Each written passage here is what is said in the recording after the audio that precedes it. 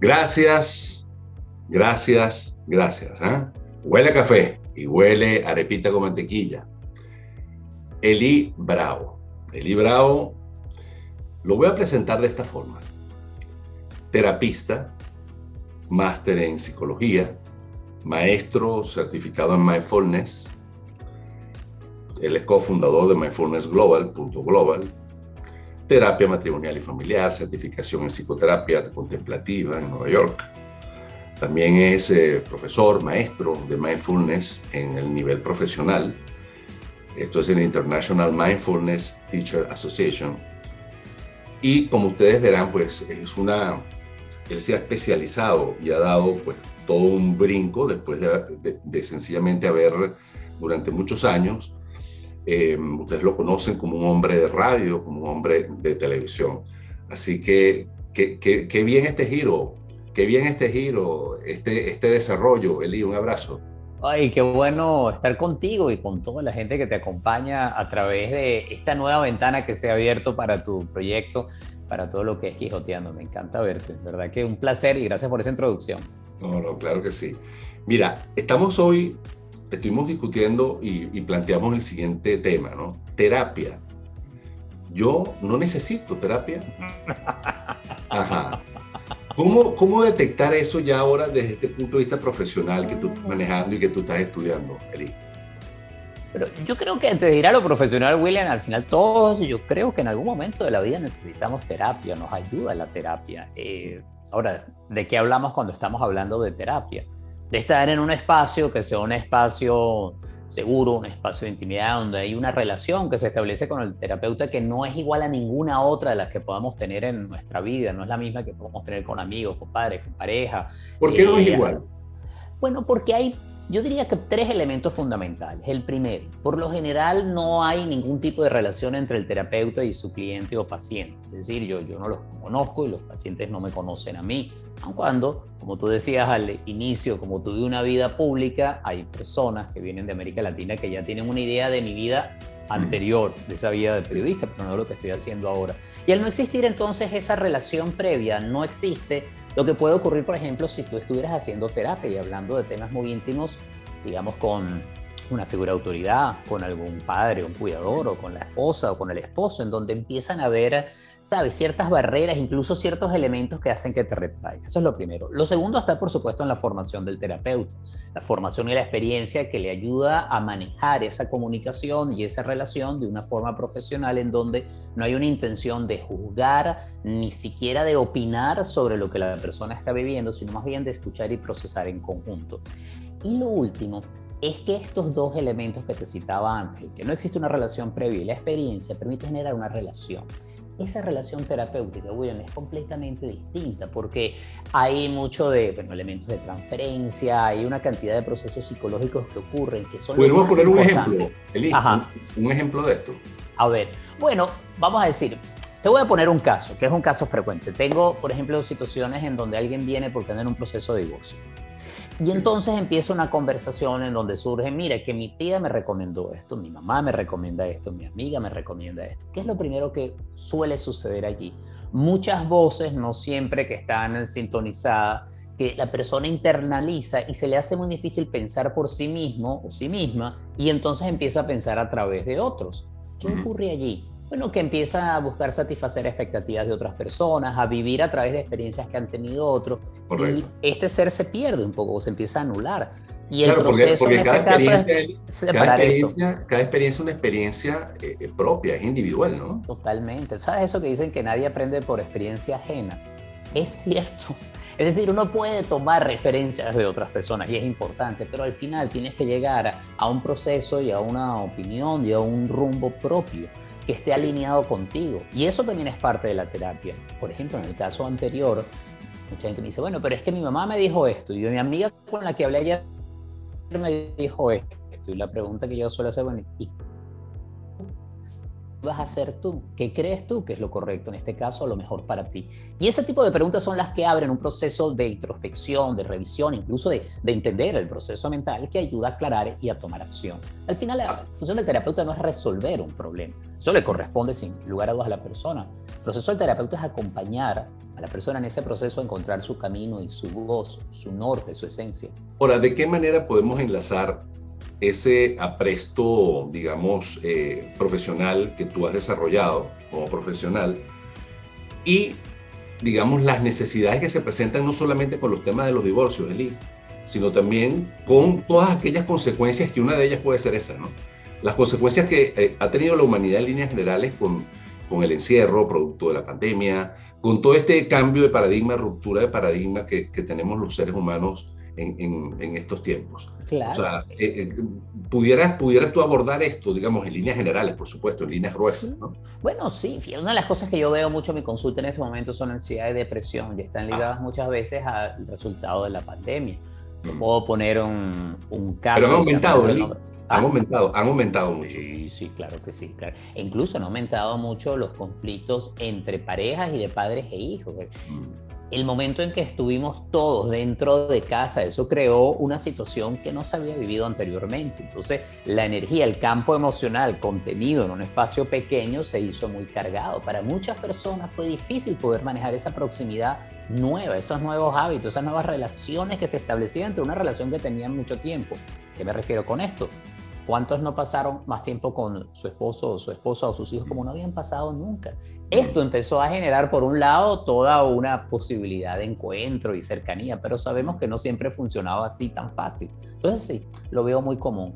Y entonces aquí es donde estoy trabajando mucho con casos en donde hay ansiedad y depresión. Tengo el caso de una mujer, la voy a llamar María, que vive sola, trabaja a distancia desde hace años y que se encontró mucho más aislada durante la pandemia. Y ahorita lo que estamos trabajando es cómo establecer de nuevo relaciones que incluyen relaciones románticas, pero también relaciones con otras personas. Hubo un proceso de encierro que le fue reduciendo su capacidad de habilidades sociales, y sobre eso estamos trabajando. Eso tiene un enfoque en donde van a través de los pensamientos, pero también hay elementos de autoimagen, incluso aparecen algunos elementos que tienen que ver con hábitos saludables, incluyendo alimentación. Entonces, como ves, son muchos factores que se trabajan dentro del proceso. Claro, y depende también, por supuesto, de las personalidades, ¿no? Claro. Si posiblemente la persona es un poco más tímida, retraída, o una persona que sea más explosiva, más expresiva, por lo tanto, de repente le puede costar más o menos esto de las relaciones sociales ahora que están prácticamente, digamos que, filtradas, por decirlo así, ¿no? Sí, y fíjate que es cierto que cada uno de nosotros tiene una característica, vamos a llamarlo una personalidad, unas tendencias de personalidad, pero eso no significa que no podemos cambiarlas. Y aquí también es donde el proceso terapéutico es muy importante. Muchas veces terminamos identificándonos con una idea de quiénes somos y nos cuesta entendernos y vernos de otra manera. Y el proceso de terapia abre eso. Tú puedes cambiar en ciertas áreas, puedes crear nuevos hábitos, puedes verte a ti mismo de otra manera para que te vean los otros de otra forma. Entonces, te digo esto porque una personalidad no es algo que está escrito en piedra. Existen tendencias, rasgos, pero eso, por supuesto, se puede trabajar.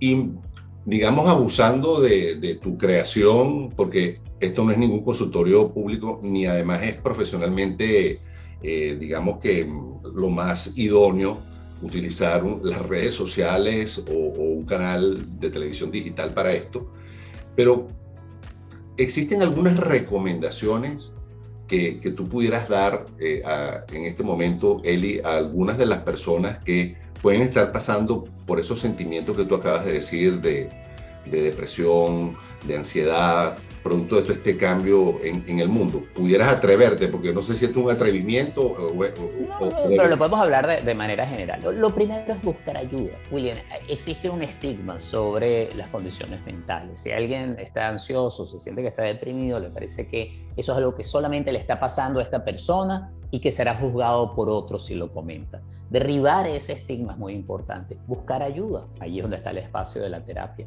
Lo segundo es entender que la primera y la más importante de las relaciones que establecemos es la relación con nosotros mismos. Es decir, hay un proceso que tiene que ver con entendernos, aceptarnos, encontrar las áreas de cambio, trabajar en uno mismo De la misma manera como puedes trabajar en tu salud física, puedes trabajar en tu área laboral, también puedes trabajar en tu bienestar, en el autocuidado. Esto es muy importante porque hay también una suerte de idea que el autocuidado termina siendo o algo inútil, egoísta, o que en último caso no te va a traer mayores beneficios. Y lo que se ha encontrado cada vez más a través de la investigación es que en la medida que nosotros nos cuidamos más y trabajamos más en nosotros, podemos estar más para los otros. Es decir, como padres podemos estar más para nuestros hijos, como jefes podemos estar mejor para nuestra labor, como esposos o esposas podemos estar para nuestra pareja, como amigos podemos estar para los demás. En el momento que uno tiene un cuidado personal puede entonces realizar lo que considera que es esa labor de servicio, de la manera más amplia de entender el término. Entonces yo diría que pedir ayuda si es necesario, no encerrarse y pensar que eres la única persona que está pasando por esta situación y entender que en la medida que te cuidas a ti, puedes entonces también atender y cuidar a los demás. Puede existir personas que estén pasando por ansiedad y por depresión y que no se den cuenta. Sí. ¿Y cuáles podrían ser esas señales, no? Mira, eso es muy interesante lo que dices, William, porque una de las cosas que suele suceder, sobre todo con ansiedad y depresión, es que hay como una sensación, hay como una emoción. En la depresión puede ser algo de tristeza y sentirse sin energía. En la ansiedad puede ser sentirse muy agitado, pero no necesariamente la persona puede notar toda la intensidad de las emociones, ni tampoco los patrones mentales o las señales físicas que vienen acompañando eso. Parte del trabajo en la terapia es poder determinar no solo los patrones de pensamiento, sino también las sensaciones físicas acompañadas de esa emoción para desmontarlo y trabajar alrededor de ello. Entonces sí, alguien puede estar deprimido y le parece que es una tristeza, pero no tan grave. Pero cuando empiezas a buscar los síntomas y empieza el proceso, te das cuenta que esa persona quizás no come bien, no duerme bien, no tiene ánimo, no sale, no tiene placer en su vida, se encuentra con pensamientos que son muy pesados y difíciles. Y cuando eso se empieza a explorar, surgen las posibilidades de cambio para acercarse a una mayor vitalidad, pensamientos que sean más amables o placenteros, a un proyecto de vida que le entusiasme. Y ahí es donde surge el cambio. Leía sobre el tema de la bipolaridad, por ejemplo, y me llamó muchísimo la atención, que es verdad, tú puedes estar deprimido y digamos a la hora o a las 2 horas o de repente al minuto, tú puedes estar atravesando por una sensación de euforia. Sí. Entonces imagínate, ¿cómo tú puedes desde la sensación de euforia decir, oye, pero es que yo tengo un estado de depresión y ahora, ¿sabes? Entonces es complicado y por eso creo que es oportuno la explicación que estás dando, ¿no? Sobre la terapia. Bueno, y fíjate que en el caso de la bipolaridad, que cada vez más entendida y aceptada, digamos que hay como 2 vertientes. Hay una que tiene el episodio depresivo con momentos de hiperactividad. Hay otra que le llaman bipolaridad B, en donde está el patrón depresivo, pero no hay la hiperactividad, pero igual sí hay momentos en donde surge no una euforia, pero sí mayor energía. Y eso hay que entenderlo como ciclos, y esos ciclos se pueden trabajar a través de terapia o una combinación de medicación y terapia. Lo más importante con esto de la bipolaridad es evitar las etiquetas y sobre todo los prejuicios al respecto. Y lo otro es que eso es un diagnóstico médico. Eso no significa que la persona es solo eso. Ese es mi enfoque. La manera como me gusta trabajar la terapia es que un diagnóstico no define a una persona. Un diagnóstico no indica todo lo que esa persona es y puede ser. Eso es simplemente una condición que es manejable, tratable, que está en un continuo, que no es blanco y negro. Entonces allí surgen muchísimas más posibilidades. ¿Sabes que nos hemos acostumbrado mucho, William, incluso a lanzar diagnósticos médicos a las personas y con eso como que le ponemos una etiqueta y eso nos explica a la persona y ya la vemos así? No, es que él es depresivo, ella es ansiosa, él se parece bipolar. Y son términos que no solamente tienen un criterio establecido para poder diagnosticar, sino que no encierran a la persona. Nadie es un diagnóstico. Y quiero explorar las herramientas que tú utilizas dentro de tu práctica, en este caso como terapista, y evidentemente algunas de tus creencias, ¿no? Siempre, bueno, hemos conocido pues, por tu actividad pública, tu espíritu, digamos, aventurero, el mar a ti te llama mucho la atención, tantas cosas, ¿no? Pero más allá de eso, hay un tema con cómo tú concibes tu energía, cómo tú concibes tu mente. O sea, cómo, por ejemplo, concibes la culpabilidad, el arrepentimiento. Yo sé que son muchas ideas ahorita, ¿no? Las que te estoy proponiendo, pero evidentemente hay una creencia. Por ejemplo, el budismo te ha otorgado a ti una herramienta. Entonces yo quisiera que tú me hablaras de eso. Ok, claro, fíjate, yo veo el budismo como una manera de entender el mundo. Hay quienes dicen que Buda fue quizás uno de los primeros psicoterapeutas en la historia. El Buda histórico trabajaba mucho sobre la base del aquí, del ahora, de lo que estaban viviendo las personas que le acompañaban, y los invitaba a entender y observar su mente y su cuerpo tal y como eran. Entonces es una invitación a un proceso de introspección, que es lo que aporta la meditación. Y de allí la tradición budista ha crecido muchísimo y está muy cercana a lo que hoy en día podríamos llamar terapias cognitivas. Tiene mucho que ver con visualización. Pero eso es lo que llaman budismo secular, Eli. Eso es lo que llaman budismo secular. Sí. Bueno, el budismo secular es una manera de tomar las enseñanzas y reflejarlas a través de una comunicación y un lenguaje que sea más directo, en donde no aparecen, digamos, los términos de la tradición budista. Correcto. Hay gente que, ¿sabes?, oye la palabra nirvana y dice, ya va, eso no me gusta a mí. Pero tú puedes hablar en lugar de nirvana, pues un estado de liberación de tu sufrimiento, cual suena mucho más atractivo. Claro. Entonces sí, a mí me ha dado la psicología budista un marco que ha sido en lo personal muy útil, y en mi trabajo ha sido de recursos muy, muy importantes. Tú ahorita mencionabas, por ejemplo, arrepentimiento y culpa. Muchas veces arrepentimiento y culpa vienen ligados, y porque me mencionaste la palabra creencia, por ejemplo, al marco de una tradición cristiana, judeocristiana. Sí. Y tiene un lugar y una manera de entenderse. Lo que pasa es que la culpa y el arrepentimiento pueden ser muchas veces algo que te lleva a un estado de supresión o de un sufrimiento mayor. En cambio, dentro del budismo se habla más de tu responsabilidad de asumir la responsabilidad de lo que has hecho y generar un proceso de cambio, pero no se está hablando de una culpa o un arrepentimiento, sino darte cuenta de lo que has hecho, que probablemente no fue amable, amoroso, inteligente, ni siquiera fue sano para ti otras personas, y decidir cambiarlo. Al final el budismo tiene mucho de un marco ético y moral que ayuda a tener una mejor relación con uno mismo y con los demás.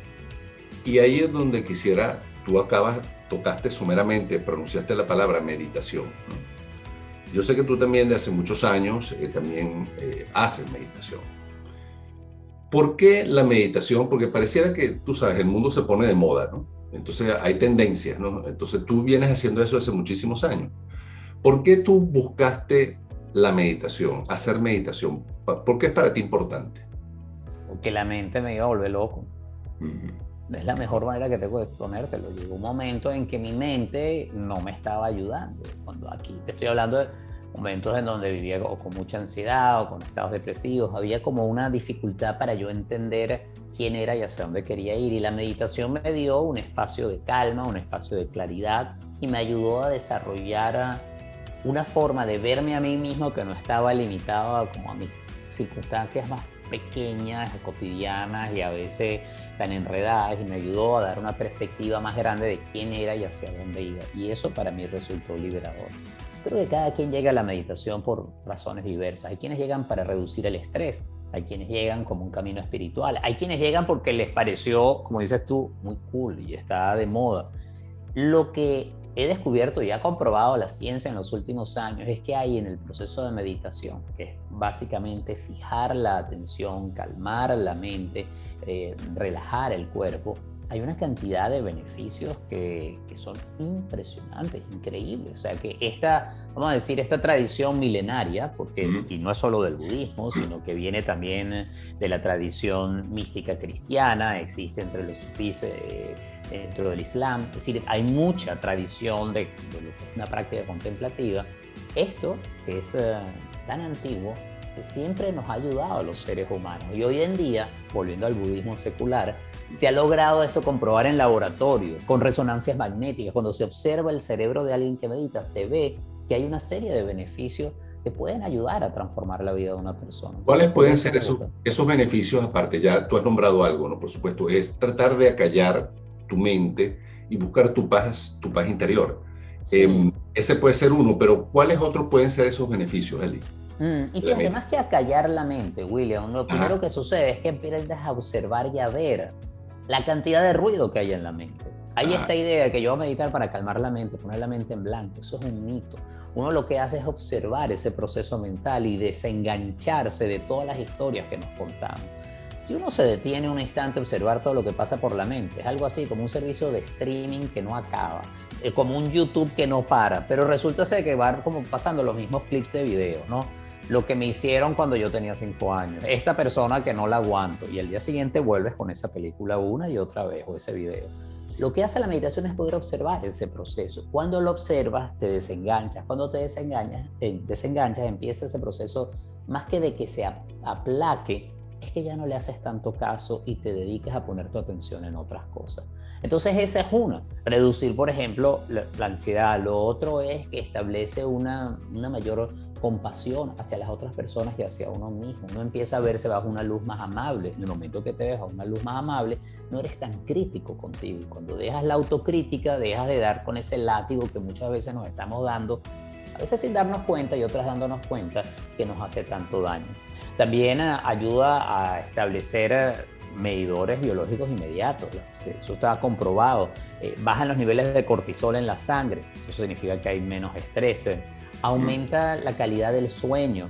Existe una mayor claridad entre pensamientos y emociones y uno no está tan arrollado por las emociones.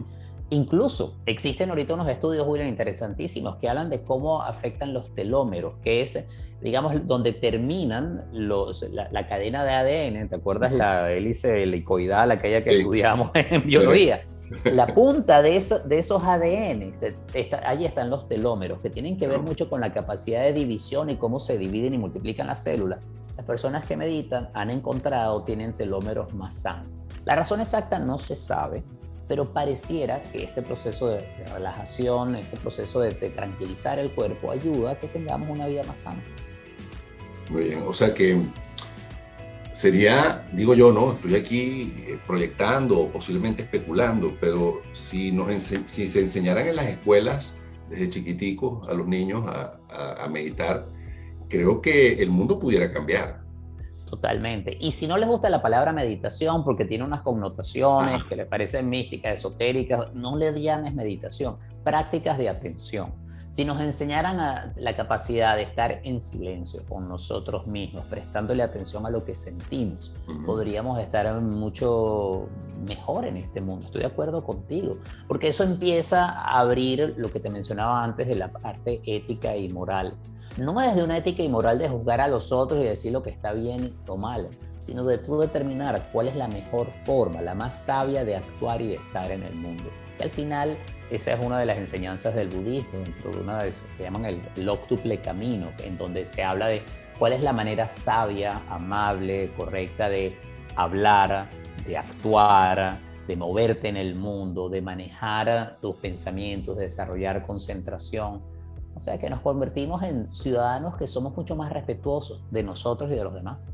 ¿Tú crees que estamos en una época o en un momento histórico donde, por ejemplo, están dadas las condiciones para que cada quien busque la introspección, busque conocerse más hacia sí mismo y alejarse un tanto, digamos, del ruido del mundo? Yo creo que sí, y a mí me causó mucha gracia, es la palabra, cuando en el medio de la pandemia, ¿te acuerdas que nos decían no seremos los mismos, hemos descubierto algo nuevo en nuestras vidas? Y hay muchos que dicen, eso pasó el año pasado, volvamos a la fiesta y a la misma locura en la que estábamos, ¿no? Yo creo que esa oportunidad siempre ha estado. Y es uno quien tiene que tomar la decisión de abrir esos espacios. Ahora, yo con esto no te estoy diciendo que yo soy ni un santo, ni ando todo el día, tú sabes, debajo de un árbol meditando. Para nada. A mí me gusta la vida que me gusta, me encanta la fiesta, me encanta la música, me encanta comer de todo. O sea, yo tengo una vida muy activa, pero traigo una mayor capacidad de atención y de estar con eso que estoy viviendo. Y eso me ha ayudado mucho. Entonces, al final no tiene que ver con los tiempos que vivimos, William, sino con la decisión que hacemos nosotros momento a momento, aquí y ahora. Escribes tú Eli, en tus páginas, en tus redes, en tu página web. Describo mi trabajo como un proceso de acompañamiento en el que convergen diferentes corrientes de la psicología, la espiritualidad y el crecimiento humano. De este modo, manejo un marco integrador que permite un auténtico encuentro con cada ser humano para potenciar toda su gestión y cualquier reto vital y superar las dificultades. Esto que te he escrito, ¿lo has vivido? Sí, claro, claro. Y sobre todo en ese aspecto integrador. Mira, al final cualquier persona que haga terapia o que ayude a otros ha pasado también por una serie de situaciones que te han puesto en contacto con la fragilidad y las dificultades de la vida, sin que sean necesariamente situaciones extremas, pero hay una capacidad de conectar con el dolor y el sufrimiento de otras personas. Entonces, eso ya te da una base que, sumado a un marco teórico integrado, te permite entonces estar allí para el otro. Eso te decía al comienzo, que el trabajo del terapeuta no es opinar y decirle a alguien qué es lo que tiene que hacer. Esa es mala terapia. La buena terapia es estar allí para la otra persona y juntos, en este proceso de acompañamiento, juntos, trabajar para que cada persona, cada cliente o paciente pueda llegar a sus conclusiones, a definir la vida en sus términos, a descubrir hacia dónde quiere ir y encontrar esa fortaleza interna. Entonces allí uno, como terapeuta, puede tomar de distintas fuentes y ayudar a esta persona a encontrar su camino. Por eso me gusta el aspecto de integrador, porque es integrar de una manera habilidosa distintas corrientes, distintas tendencias que funcionen y trabajen para el individuo, la pareja o la familia en ese momento.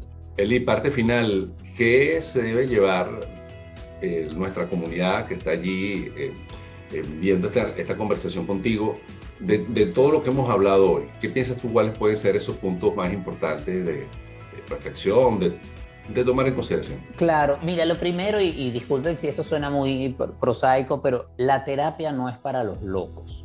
Fíjate que he escuchado mucho gente que me dice, no, pero es que yo no tengo ningún problema de salud mental, yo no estoy loco, ¿por qué voy a ir a terapia? Y dice, pero es que la terapia no se trata de eso.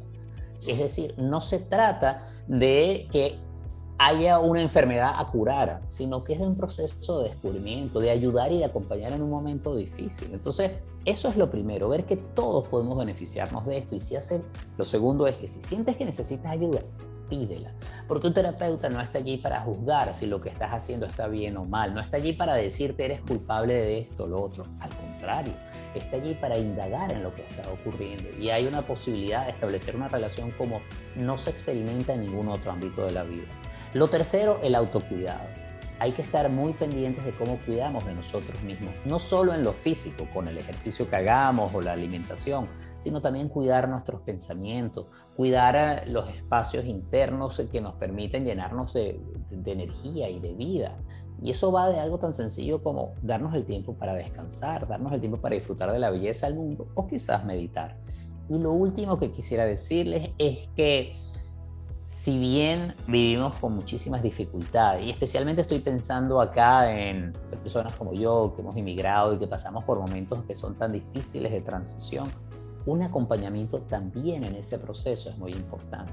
Es como tener también a alguien que te ayude a rebotar y procesar el proceso de cambio tan intenso que significa la inmigración. Entonces, no hay que tenerle miedo a la terapia, y de nuevo, quien va a terapia no es una persona que es débil mentalmente, que tiene un problema mental o que pues, es casi como que qué pena, voy para allá. Yo creo que eso es una visión que afortunadamente se ha ido superando, aunque todavía persiste. Te digo algo, William, sobre todo entre los hombres.